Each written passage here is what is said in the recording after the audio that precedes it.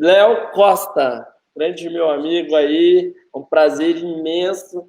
Queria que você se apresentasse. Eu sei que a maioria das pessoas que estão nos assistindo te conhecem, mas acho que é importante que a gente vai com certeza atingir pessoas da área da saúde como um todo, né? Porque nós vamos falar de métodos, de evidência científica, não necessariamente isso só para fisioterapia, e muito mais porque você é um pesquisador que pesquisa coisas distintas na área da saúde. Então, queria que você se apresentasse, é um prazer e agradeço mais uma vez. Ô, Rodrigão, obrigado, cara. Até que enfim deu certo, né? A gente conseguiu fazer a live juntos, que bom. Meu nome é, para quem não me conhece, boa noite para todo mundo. Meu nome é Leonardo Costa, todo mundo me chama de Léo Costa. Eu não gosto que me chamem de Leonardo, para ser verdade. Eu mesmo botei o nome Leonardo aqui embaixo, acho que eu não devia ter feito isso. Meu nome é Leonardo, podem me chamar de Léo. Eu sou fisioterapeuta, tenho 21 anos de formado, sou de Belo Horizonte, sou torcedor do Cruzeiro Esporte Clube. E eu trabalho na prática clínica desde a minha formatura, mas eu me apaixonei por pesquisa muito cedo. Então, enquanto ninguém falava de mestrado, tudo eu fui lá e fiz. Fiz um mestrado na UFMG em Ciências do Esporte. E naquela época, Rodrigo, eu queria fazer alguma coisa dentro da minha profissão. Eu queria estudar, porque em 2001, 2002, você não conseguia fazer alguma coisa dentro da sua profissão. Então, os fisioterapeutas faziam na área básica, na área de educação, na educação física, igual fiz. E aí a minha opção foi para o exterior, fui para a Austrália. Eu fiz meu doutorado na Universidade de Sydney, que é um grupo, eu tenho certeza que é o grupo mais forte de pesquisa do mundo, é dor de coluna. E lá toda a minha formação em prática baseada em evidências e paciente com coluna veio dali.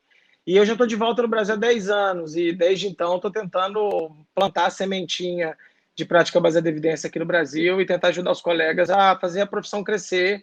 E agora estou tentando ajudar outras profissões a crescerem também, que eu achava que o problema era só a fisio e não é. Léo, e hoje a gente pensou num tema, né? Então, a gente pensou num tema que fosse ajudar a pessoa que está na sua prática clínica, do cara da área da saúde em geral, mas de fato a gente quer ensiná-los, ou a gente quer ajudá-los a encontrar um meio no qual ele conseguisse chegar num ponto. Como que eu posso descobrir que aquilo que eu estou fazendo, que eu aprendi na minha graduação, ou que eu aprendi num curso que eu já paguei, não importa, ou que todo mundo está fazendo, como eu sei se aquilo realmente é bom para o meu paciente? Eu acho que a gente vai falar, a gente até colocou um nome da live de 4 tópicos, mas eu tenho certeza que a gente vai ultrapassar. Vamos falar mais.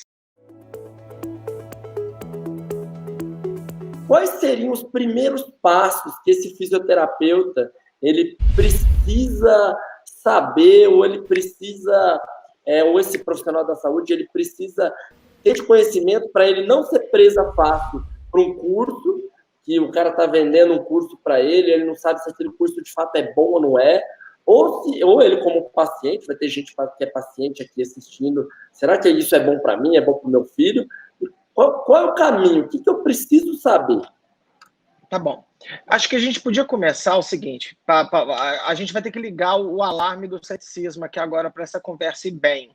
Então a gente vai partir que a gente está duvidando de várias coisas. Isso é importante, isso é da carreira do cientista, é importante a gente pensar nisso o tempo inteiro. Mas vamos lá. A primeira coisa que eu botei no ponto 0, eu escrevi aqui, qual que é o item 0, para a gente sair da linha mais neutra de tudo. É o seguinte, infelizmente, Rodrigo, tem explicação para tudo nessa vida, tá? E a gente vai ter que fugir dessa explicação. Então, meu ponto 0 é o seguinte, existe plausibilidade biológica para aquele tratamento funcionar, sim ou não? Aí é o primeiro alarme e é talvez um dos mais perigosos de todos. Eu vou dar alguns exemplos, tá? Eu vou dar minha cara a tapa aqui. Por exemplo, como é que você faz um medicamento homeopático? É assim, ó. Você pega um componente que você acha que é eficaz e você dilui uma parte daquele medicamento, que nem sempre é medicamento, a maioria das vezes não é, em 1000 partes de água. Aí você diluiu uma gota do que você acha que é eficaz em 1000 gotas de água. Você fala, pô, a concentração é baixa. Mas não é isso. Daquelas 1000 gotas de água que você diluiu, uma gota, você vai pegar aquela gota e vai diluir em outras 1000. E você vai repetir isso no mínimo 10 vezes. É a mesma coisa de você pegar, por exemplo, uma gota de Tilenol e jogar no Oceano Atlântico e beber o oceano achando que você vai baixar a febre. É implausível. é implausível. Se você ter o mínimo de racionalidade, você vai perceber o seguinte, não dá nem para fazer um estudo sobre isso, porque a teoria é implausível. Tá? Então, estou dando uma coisa da área fora da físio, porque pode ter pacientes aqui e tal. Então, se alguém for ler como é que é montado o medicamento homeopático, ele não faz sentido, tá? Pode fazer sentido para algumas pessoas, mas na maioria das pessoas que têm mais crítica vai falar que não tem. Na nossa área da físio, vou dar um segundo exemplo, a gente já partir para outros pontos. Tem um negócio chamado microfisioterapia, tá? Então, é uma parte de um princípio completamente implausível. Eles usam até componentes da astrofísica. O reitor da minha universidade é PhD em astrofísica, ele falou que aquilo não é astrofísica. Então, ele é astrofísica, mas o astrofísico falou que não é.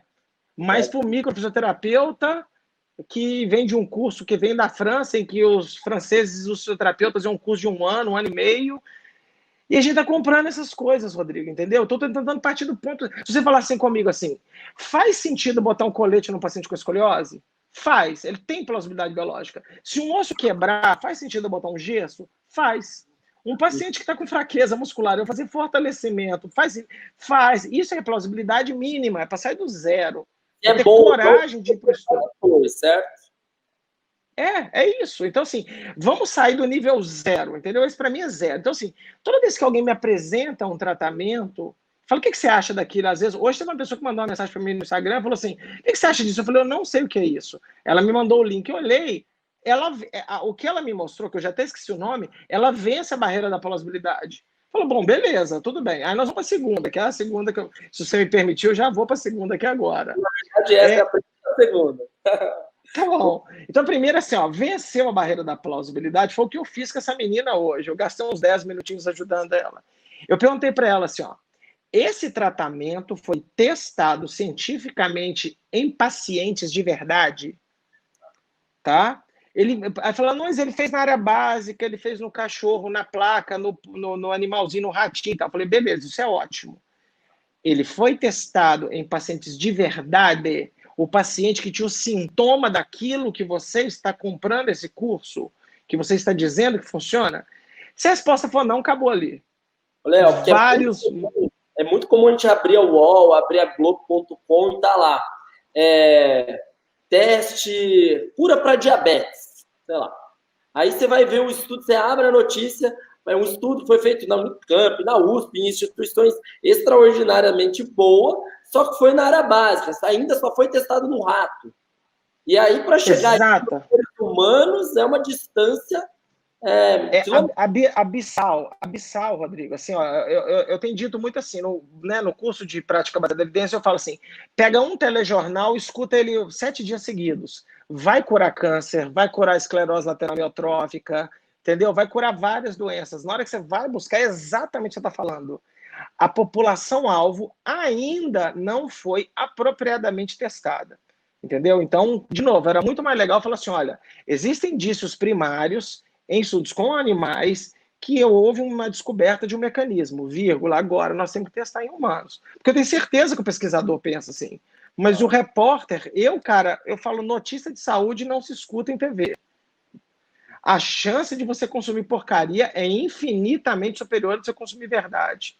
Tá? Então, então assim, eu aprendi isso quando eu fui para a Austrália, Rodrigo, eu já tinha quase 10 anos de experiência clínica, já tinha mestrado, eu dava aula, e eu não entendi esse conceito de testar na população-alvo. Sabe, eu quero estudar overtraining, foi o que eu fiz no meu mestrado. A primeira coisa que meu orientador falou assim, overtraining é atleta de alto rendimento.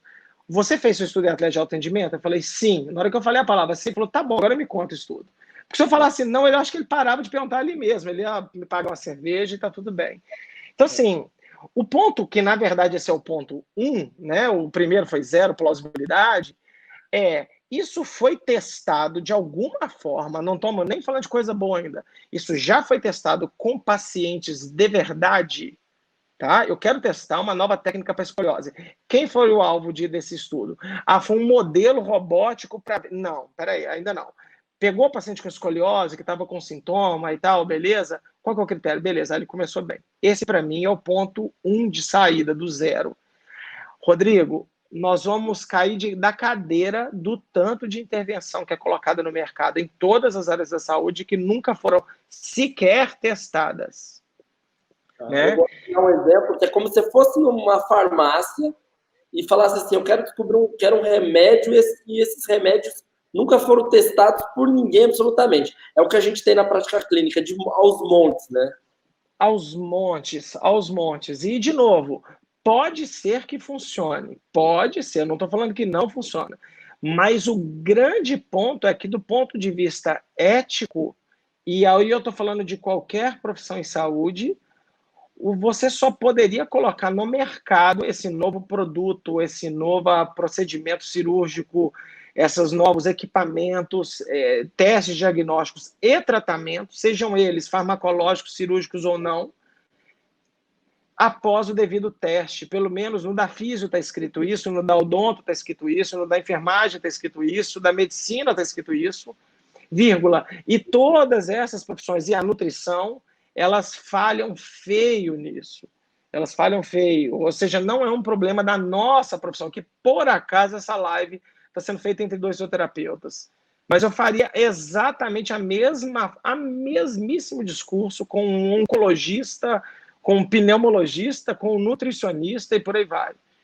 Então, muita gente parte de uma teoria, fala, bom, quando eu como comida low carb, isso reduz a insulina, isso deve controlar minha fome, isso deve me emagrecer. Eu falei, beleza, fisiologia está impecável, não tem dúvida disso.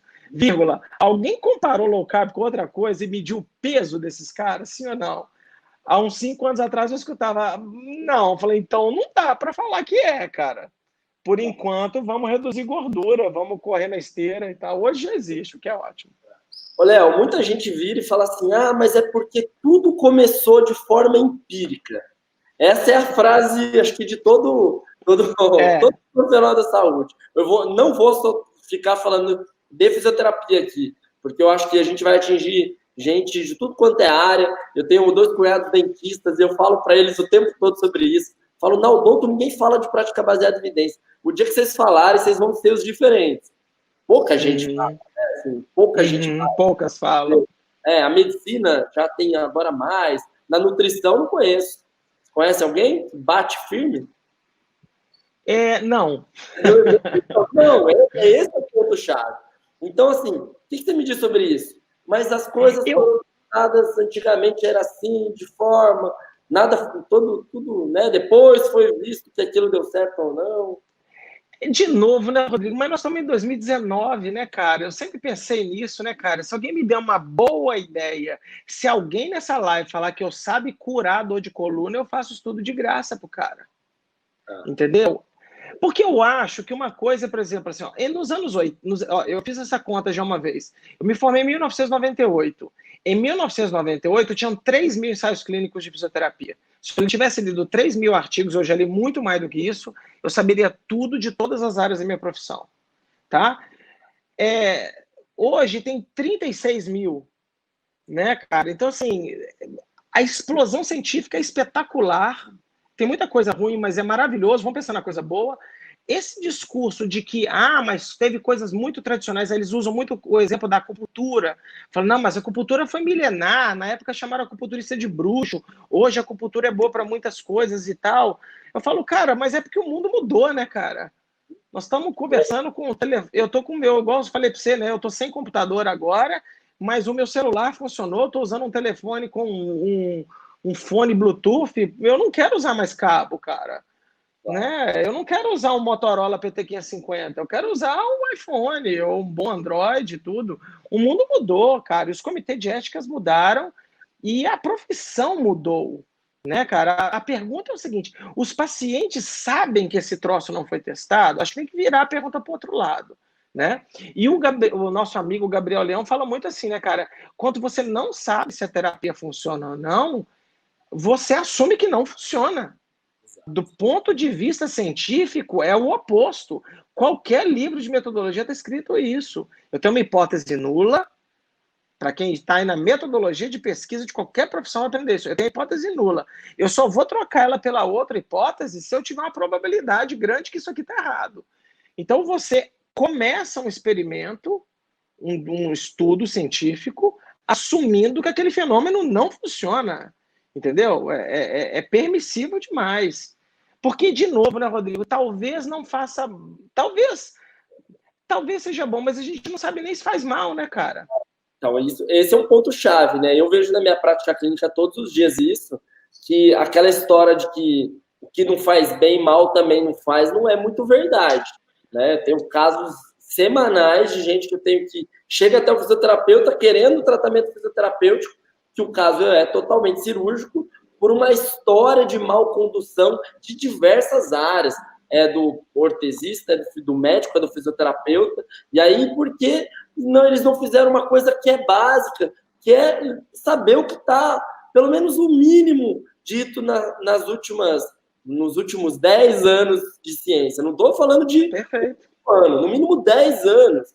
Então, assim, essa frase é muito verdadeira. Não é tudo que não faz mal, bem, também mal não faz, que muitas vezes faz mal, sim, muito mal. E não sei se cabe uma frase aqui, Rodrigo. Se o tratamento dado na dose errada ele foi incapaz de fazer mal, é improvável que ele faça bem. Entendeu? Exercício pode machucar. Então, se ele é capaz de machucar, talvez ele seja capaz de curar. Por exemplo, eu vou ficar segurando a homeopatia aqui. Todo ano, uma sociedade de céticos na Inglaterra tentam se suicidar tomando homeopáticos. Então, eles vão numa farmácia, compram 1 quilo de qualquer medicamento homeopático e toma tudo. E os caras não têm nem dor de cabeça. Sério? Você botar no YouTube, tem um monte de vídeo disso. Então, assim, a homeopatia é tão água, porque você diluiu 1000 vezes, aí você multiplicou mais 1000 e tal. É tanto água que ele não é capaz de causar dano. Se ele não é capaz de causar dano, por exemplo, faz psicoterapia, por exemplo, com um psicólogo ruim, ele pode te deixar louco se ele errar, cara. Exatamente. Entendeu? Então é o seguinte, a gente tem que pensar isso. Se o tratamento não for capaz de causar dano, é improvável que ele será capaz de causar benefício. Né, cara? Senão não existiria dose de medicamento, não existiria dose cirúrgica, a gente podia abrir a coluna do cara e operar. Vou aproveitar, opera outra coisa também, não é assim. Né? Em terapias complexas como fisioterapia, vários equipamentos nossos podem causar danos aos pacientes. Tomada de decisão pode causar dano. Se ela não causar dano, amigo, ela não causará benefício. A acupuntura pode fazer um pneumotórax no paciente, ele pode sangrar, ele pode fazer uma ferida. Aí eu começo a acreditar. Entendeu? Então, assim, a primeira coisa é isso. Então, né, talvez a gente está indo em pontos longos aqui. Primeiro, não cause dano. Né, cara? Se a gente não sabe se funciona, a gente não sabe sequer se causa dano. Né? Quer um outro exemplo bom, Rodrigo? Que aí fica tranquilo. A fosfetanolamina, a pílula do câncer. Os testes com animais que foram feitos na fosfetanolamina, os caras aumentavam a dose em 1000 vezes. E o camundongo, ele pegou a dose terapêutica que o doutor lá deu para várias pessoas. E eles aumentaram a dose em 1000 vezes e os camundongos não tiveram nenhum efeito colateral. O cara falou, a gente não sabe o que esse negócio faz. Porque ele não reduz na dose terapêutica nem se aumentar ela 1000 vezes. E ela não causa dano. Você já pensou você dar para o seu filho uma dose 1000 vezes acima do normal? Ele morre, velho. Claro. Entendeu? A diferença entre salvar e matar tá na dose. Em tudo na vida, né? Em tudo na vida. Então, quando a coisa é muito inócua, ela não vai causar efeito. Vale colocar um adendo, já que você tocou nesse assunto, a gente nem quer entrar nesse meio, mas que o Ministério da Saúde pagou por esse medicamento para milhões de pessoas no Brasil, né? Um medicamento que não foi testado, não tinha rigor científico algum e usou dinheiro público que está faltando. Né? No estado de São Paulo, que na época o governador era o médico, o Geraldo Alckmin, entendeu? O que era mais assustador na época, eu acompanhei muito de perto esse caso, era assim, no final das contas eles fizeram um ensaio clínico com 30 sujeitos, ninguém melhorou. Aí o cara interrompeu o estudo no meio do caminho, o pessoal do Hospital do Câncer, um pessoal top da USP, e falou, acabou a brincadeira, não vamos fazer mais. Aí o SUS suspendeu, todo mundo suspendeu, graças a Deus. Eu não sei se continuam distribuindo isso lá, mas de novo, se ele não causa dano, é improvável que ele causará efeito. Maravilha, perfeito. Fizemos um adendo importante, porque também é isso, né? O nosso em países subdesenvolvidos, né? Falta dinheiro, a gente precisa do essencial. É o básico. Exato. Não é? Nós não podemos brincar com saúde, não, cara. Exatamente.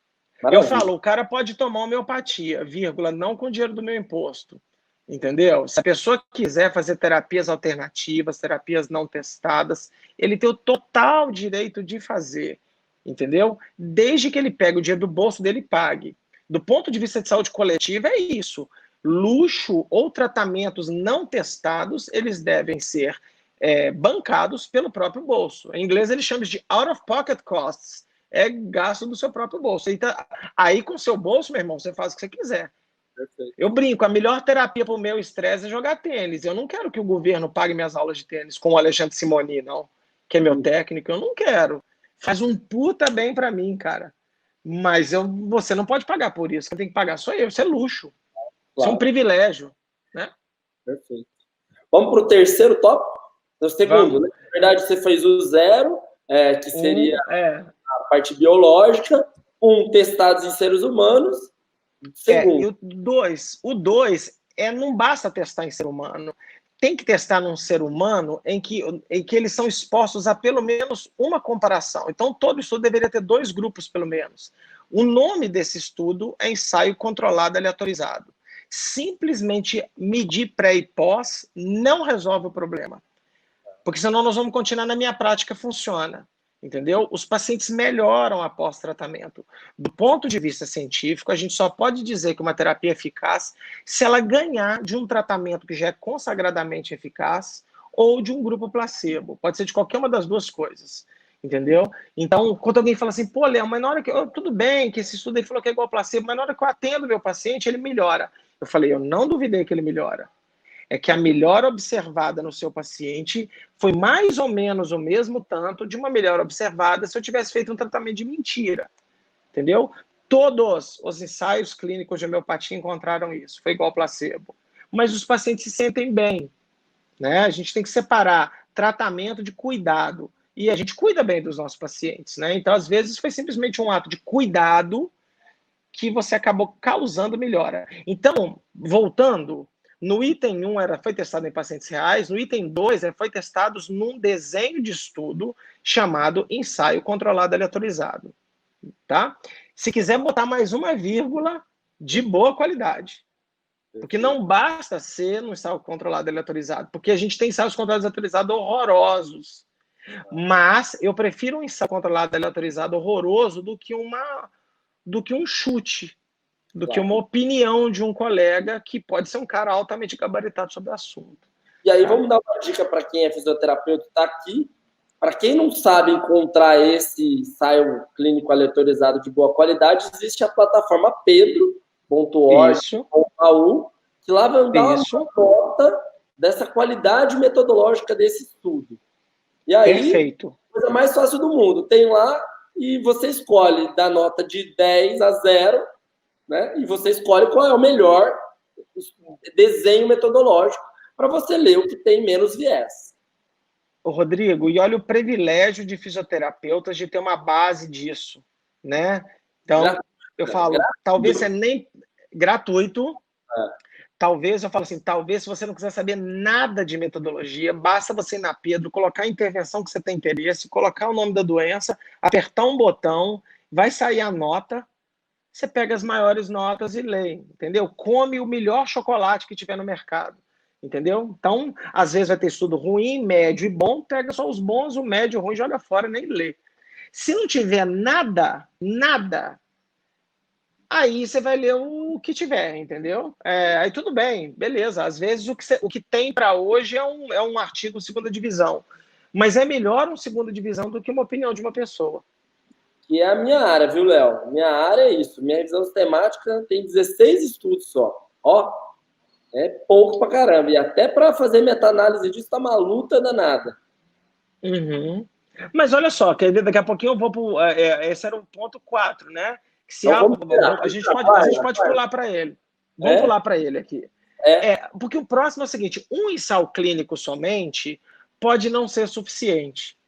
Entendeu? Então, assim, uma coisa que eu gosto de contar, a gente for pensar friamente mesmo, o fisioterapeuta não deveria ficar trocando, ou o médico, ou seja lá quem for, ficar trocando de tratamento baseado no último estudo publicado o tempo todo. Porque pode ser que aquele estudo, naquela população funcionou bem, com aquele terapeuta funcionou bem, mas pode ser que comigo, com você, seja diferente. Então, assim, se o cara me permitisse, eu ia falar o seguinte, tenta ver se tem uma revisão sistemática de ensaios controlados e aleatorizados, né? Cara, se você tem uma revisão sistemática de 16 ensaios controlados e aleatorizados, mesmo que eles sejam ruins, cara, é muito bom. Porque tem muita intervenção que não tem 16. Tem intervenção que tem 5, tem 9, tem 3, tem 1, né? Mas seria legal porque você vai estar vendo mais ou menos os mesmos tratamentos sendo testados por terapeutas diferentes, em pacientes diferentes, em condições diferentes, né, Rodrigo? Então, hoje passou de novo, quem viu o SPTV, que é daqui de São Paulo, viu hoje, mostrando as diferenças dentro da cidade de São Paulo. Um paciente que nasceu na cidade de Tiradentes, ele vive 58 anos. Um paciente que nasceu em Moema, ele vai morrer com 85 anos. Olha, na mesma cidade. Entendeu? Então. O país, né? O tamanho, em 11 milhões de pessoas.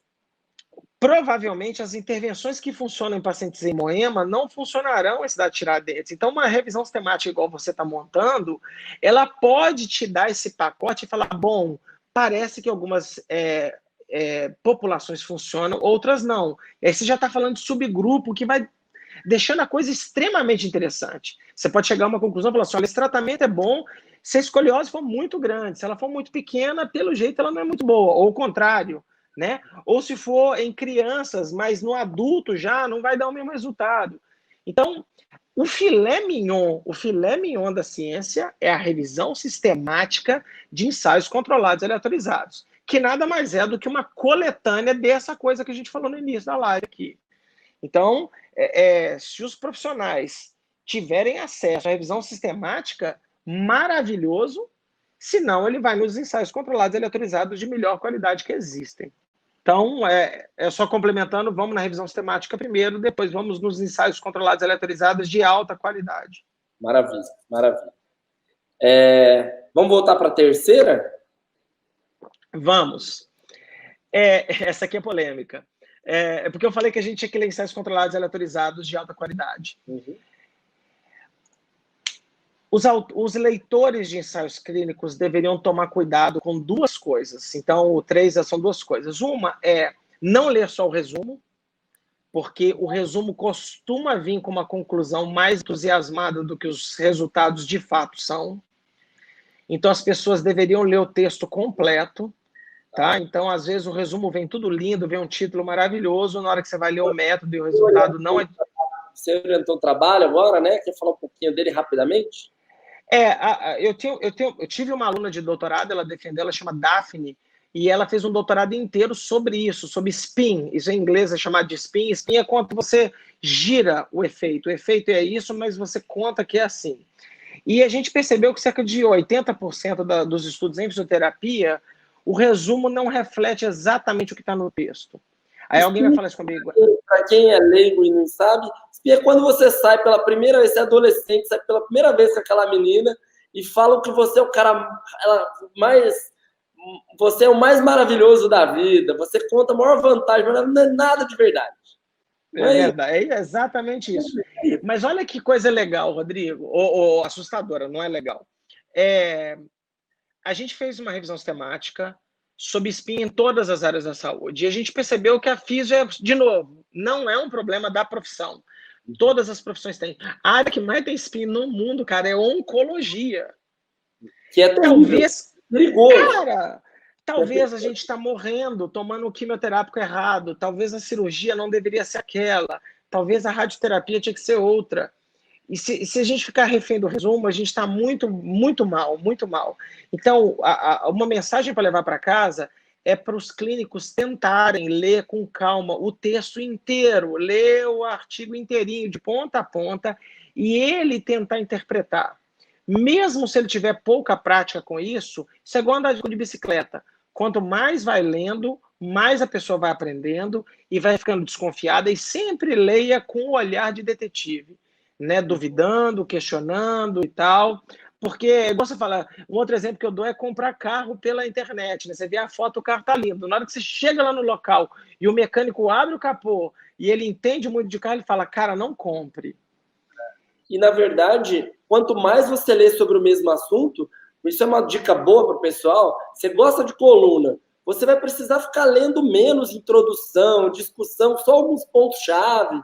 É isso aí. Você não vai ficar lendo coisinha chata, introdução, que você já está careca de saber. Você vai mais direto ao ponto, né, Léo? Exato. Eu não leio introdução, discussão de artigo. Eu leio o título, o resumo, o método, o resultado, e aí eu só vou para a discussão assim, fala, putz, mas o cara não percebeu essa discussão, esse detalhe. Aí se o cara escreveu o que eu percebi, eu falo, pô, esse cara é bom. Entendeu? Mas é raro, é raro. Ou quando eu vou ler de coisas que eu não entendo. Entendeu? Então, por exemplo, a minha esposa está grávida e ela desenvolveu uma diabetes gestacional. Aí eu queria ler, só que eu não sou expert no assunto. Então, às vezes, eu queria entender por que aquilo, quando que usava, quando que não usava, o que podia ser bom para ela. Aí você tem que fazer uma leitura ainda mais minuciosa, meticulosa ainda para isso. Então, cai fora de resumo, gente. Se eu fosse dar uma sugestão, eu falava, cara, nem leia. O resumo é meio que, igual você falou, é um carro bonitinho, mas você não vai comprar sem testar o carro. Tem que ler tudo, tá? Tem que ler tudo. O segundo ponto, ligado no primeiro, esse é mais perigoso. É você tentar descobrir, cara, se esses autores não têm conflito de interesse com o próprio estudo. Porque eles, entendeu? Às vezes, porque isso é uma coisa que está escrita lá, né? Eu tenho que assinar o documento falando que eu tenho ou não, né? No modelo ideal, o cara deveria confessar o conflito de interesse dele, né? Então, por exemplo, recentemente foi publicado um paper que eu odiei, mas que estava fazendo muito sucesso, é o Ex-Post Study do Mackenzie, em que o conflito de interesse está no título, está quase na página. Quem fez o estudo são diretores do método Mackenzie, tá, beleza. Então, eu já fui fazer a leitura sabendo que as pessoas que conduziram o estudo recebem grana daquele troço, e quanto estudo mais positivo, melhor para eles, né? Mas eu vou dar um exemplo, Rodrigo, de alguém que passam perto aí da sua área, e tem um italiano, o Stecco, ele não declara nada, e ele tem um método de farsa que chama Stecco, por exemplo, ele assina e fala, não tem conflito de interesse. Eu falei, cara, esse cara não entende o que é conflito de interesse. Conflito de interesse é qualquer coisa, financeira ou não, que aquele estudo pode me levar a vantagens. E ele transcende a sua pessoa, pode ser até a sua família. Então, por exemplo, a minha esposa é dona de uma empresa de equipamento e eu estou testando equipamento. Tá? Então, isso não é fácil, tá, Rodrigo? Mas dentro da nossa querida profissão de fisioterapia, tem tratamento que só dá certo quando é o cara que faz. Quando vê um cara externo e testa, o resultado desmorona e aí eles metem o pau. Nós vamos ter bastante clínicos pesquisadores aqui nos assistindo, Léo, e então pode ter sido como surgiu na minha cabeça. Eu estou testando um instrumento que é importante para a minha prática clínica. Eu tenho conflito de interesse em testar esse instrumento? Não, de maneira, a não ser que eu venda ele, né? Não, se você vender, sim, mas não, a resposta é não. Tá? Mais um então, eu vou dar um exemplo idiota. Há 5 anos atrás, eu fui para um congresso de Pilates no Ceará, em que as pessoas gentilmente pagaram não só a minha despesa, mas como levaram a minha esposa e minha filha juntos.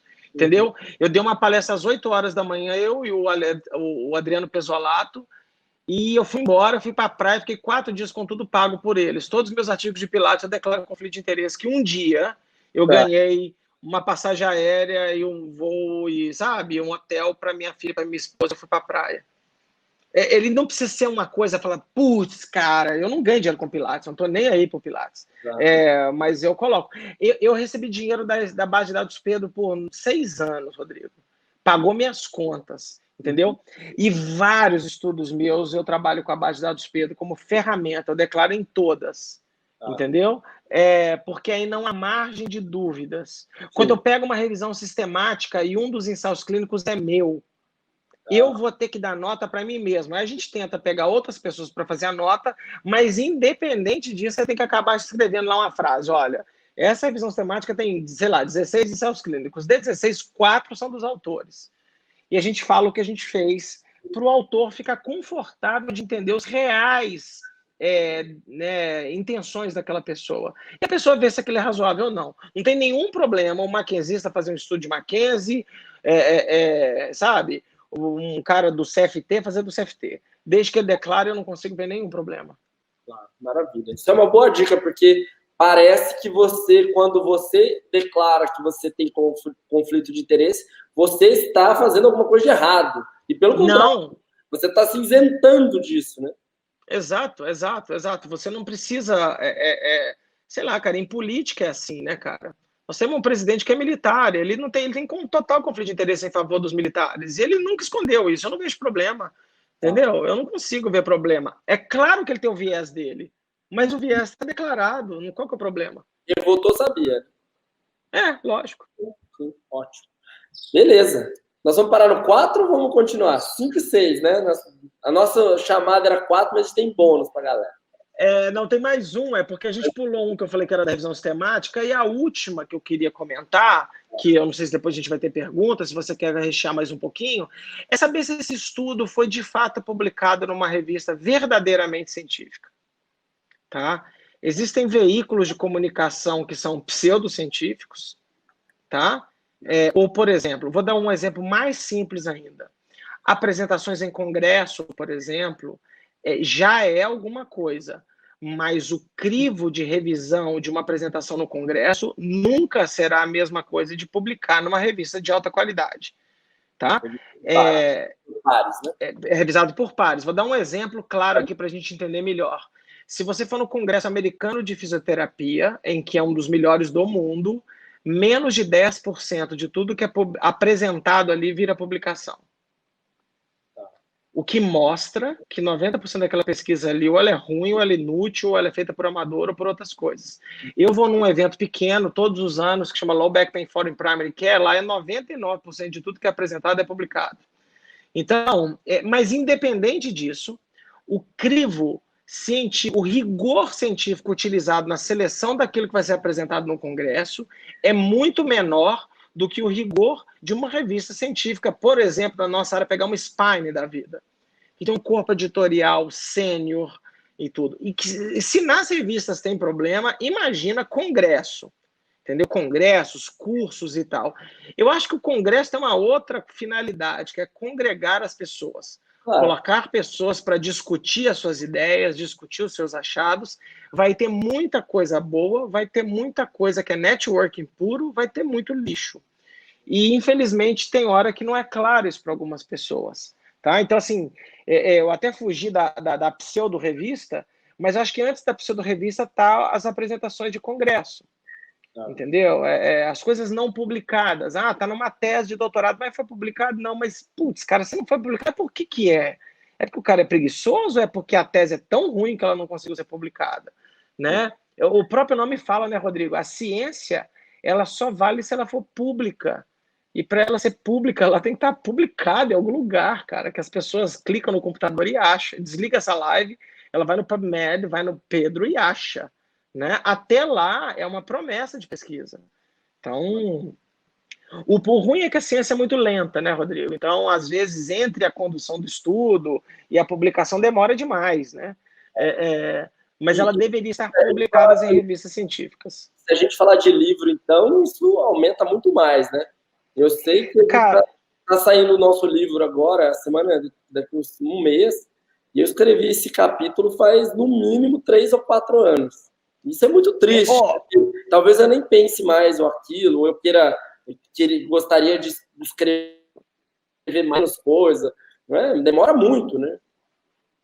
Cara, livro pode ser ótimo, pode ser o pior dos mundos, entendeu? O grande problema do livro, o problema central do livro é desatualização, igual você falou. Até você colocar tudo junto, talvez aquela evidência já mudou. Mas aí tá ok, se a pessoa tiver uma noção clara das referências, tá ok. Eu gosto muito de livro de área básica, anatomia, biomecânica, metodologia de pesquisa, estatística, essas coisas, ciência que já está muito consagrada, fisiologia. O Tratado de Fisiologia do Guyton não vai mudar muito mais. Claro. Né? O livro de anatomia não vai mudar muito. Descobrir um novo músculo. É quando você olha, né? Tal, é pouca coisa. Os livros mais clínicos, ele tem o seu valor, sim, é uma forma de disseminação da ciência, mas ele está num patamar inferior ao artigo. Porque no livro seu, não vai fazer o livro meu, eu escrevo o que eu quiser, né, amigo? Entendeu? Tem livros que é piada, entendeu? Então, por exemplo, mas tem uma coisa legal do Rodrigo, existem livros que são revisados por pares, que tem um corpo de revisão. Eu participei de um livro, depois você pode até disponibilizar para os seus seguidores, que é um livro que foi feito pelo governo do Estado de São Paulo sobre avaliação de tecnologia de saúde, PBE e tudo. Que ele foi feito, ele é distribuição gratuita, então a gente pode jogar na internet sem problema. Que ele foi revisado, cara. Eu escrevi sobre risco de viés inicial clínico, o nego foi lá e opinou, e falou, mas cara, você tem certeza que essa frase é boa? É isso mesmo? E foi muito massa. Entendeu? Então, assim, e eu revisei um capítulo para outro colega também. Então, assim, essa coisa de um revisar para o outro e apontar erros ou falar, cara, essa frase está muito forte, isso vai acabar enganando o clínico e tal, eu não vejo má fé em nenhum desses sistemas. Mas o sistema menos imperfeito da ciência são as publicações científicas em revistas verdadeiramente científicas. Tá? E aí tem uma salada danada que pode complicar muito a vida das pessoas. Mas é fácil identificar o bom do ruim. Não é muito difícil. Isso. A gente deu a dica do Pedro, mas também pela qualidade, né, da revista, né? Se você conseguir, se a pessoa quiser colocar se ela é A1, A2, como que eu escrevo isso? Agora fugiu o nome para mim, Léo. Os fatores de impacto é uma dela, né? O nome. Então, coloca lá, o fator de impacto e o nome da revista e você vê qual era a qualidade ou a chance dessa revista, de fato, ter uma qualidade metodológica maior ou menor. Também já pode ajudar quem está aí começando, né? Eu estou pensando mais eu acho que assim, cara, sabe, a revista da sua universidade, sabe, a revista da Unip, ela não é científica, ela é uma coletânea de TCCs que é legal, de novo, sem demérito, mas não é aquilo. A ciência de alta qualidade vai para revistas grandes, ela vai atingir um público fora em outro país. O grande barato de trabalhar com ciência é que você publica um artigo aqui, você vai beneficiar um cara na Noruega, nos Estados Unidos, você nem sabe onde está publicando. Né? A maioria das revistas estão em inglês, então começa a ter algumas características, né? Está indexada no PubMed, por exemplo, é uma outra, e fator de impacto, obviamente, é uma das métricas mais fortes que existem. Exatamente. Perfeito. Eu adorei, eu acho que quem está aqui adorou. Essa live vai ficar para a eternidade no YouTube, nós vamos deixar ela. Para quem não pôde estar aqui, foi inscrito, vai receber. Eu queria agradecer. Queria falar que eu sou fã número 1 do Léo, torço, porque o Léo faz bem para a fisioterapia, faz bem para a ciência, então eu torço mesmo. Eu acho que quem está aqui quiser se interessar, segue lá no Instagram, @Leo_Costa, PBE, né? Isso. @Leo_Costa, PBE. Você quer entender mais de ciência, quiser descobrir o que é melhor para ajudar mais o seu paciente, é isso aí. Tem que fazer, eu super apoio. E é isso, isso faz bem para a nossa profissão, faz bem para a área da saúde, faz bem para os nossos pacientes, de uma forma ética. Então, a gente precisa de conhecimento. A gente deixa de virar refém, né? Eu acho essa coisa claro. maravilhosa. Eu deixei de gastar muito dinheiro à toa com curso que eu achava que ia ser bom. Né? Vou dar um exemplo, Léo. Tem um colete no Canadá que investiram $9 milhões canadenses do governo canadense. É um colete todo elástico, chama Spinecore. Ele tem baixíssima evidência científica, mas existe um curso dele de 3 módulos no Canadá e um royalties para você usar esse colete. Claro, ele não sempre vai ter. Mas vende. E aí eu quase... Porque é maravilhoso. Você olha e fala, a ideia é muito boa, só não funciona. E aí, não adianta. Tem que testar. Cara, ensinar as pessoas a serem detetives e não serem refém de qualquer venda. O fato de estar publicado não quer dizer absolutamente nada. Maravilha. Boa noite, bom descanso para todo mundo aí, quem nos acompanha até agora, e até mais. Quer deixar o último recado, alguma coisa? Só? Cara, agradecer você, Rodrigo. A minha admiração e respeito é mútua e esse curso online existe porque algumas pessoas encheram a minha paciência e você acha que foi o que mais encheu. Obrigado. Vai levar a ciência para lugares mais longes e eu apoio isso. Acho que eu torço mesmo. Torço para quem é do bem. É isso aí. Obrigado, Rodrigo. Boa noite para todo mundo aí. Espero que eles tenham gostado e a gente se fala sempre que precisar. Valeu, um abraço, beijo Um enorme para abraço. vocês aí. Tchau, Um tchau. abraço para todo mundo. Tchau, tchau.